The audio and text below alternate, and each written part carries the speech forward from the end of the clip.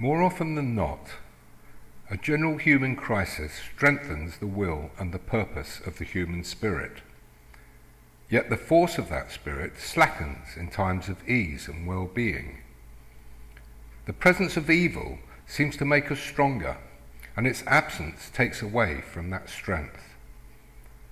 Nevertheless, so much of our efforts go into avoiding crisis, the presence of which is agonizing.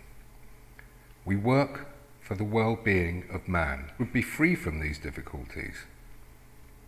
The contradiction in all this is typical of our ambiguous circumstance in the world. The dilemma is most dramatically illustrated in the case of war, a phenomenon which is ghastly, hypnotic, and utterly obscene. Yet war forges in us qualities absent in peaceful circumstances. Thus, having achieved the ends for which a just war is fought, which is the elimination of evil, we are left bewildered and without any clear direction. War promotes the personalization of evil, its imagined identification in our fellow men and women. It creates an image of them as the other, as absolute evildoer, to be feared, hated, and destroyed. Even at our best, we find natural reasons for antagonism. Envies and jealousies spring easily from the circumstances of our social life.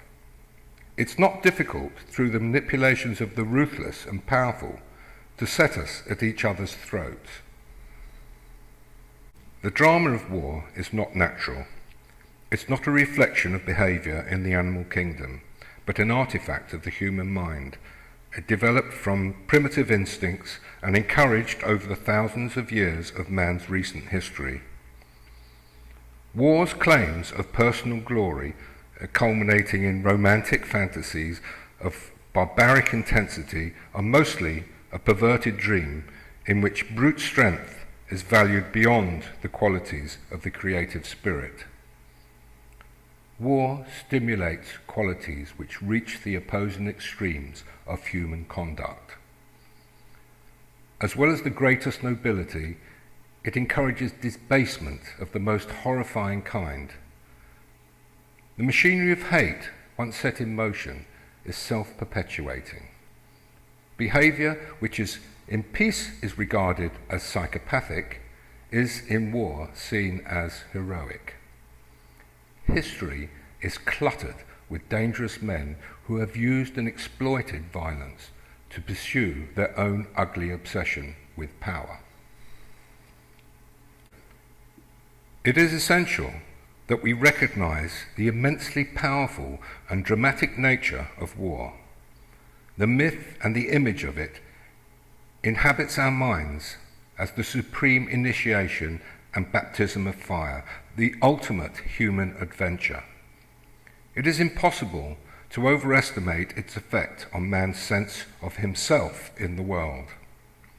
The term man can be used literally here, since the myth is largely a masculine one. Ingrained, it seems, in the male psyche and hugely important to the man's sense of himself as a man. Women, like men, suffer under the same existential agony. It is a universal affliction. But women have a direct, tangible, and visible part to play in the renewal of life, one that can give a direction and purpose. Through it, their instincts for protection, care, and nurture of that life are developed and exercised. War threatens these values and cuts deep into their hearts. In contrast, a man's part in the biological process of reproduction seems slight, fleeting, and individually open to doubt. His only discernible role as the armed defender of the family unit has over time developed a deeply ingrained fascination with war and confused, distorted ideas of honour and disgrace, of bravery and cowardice.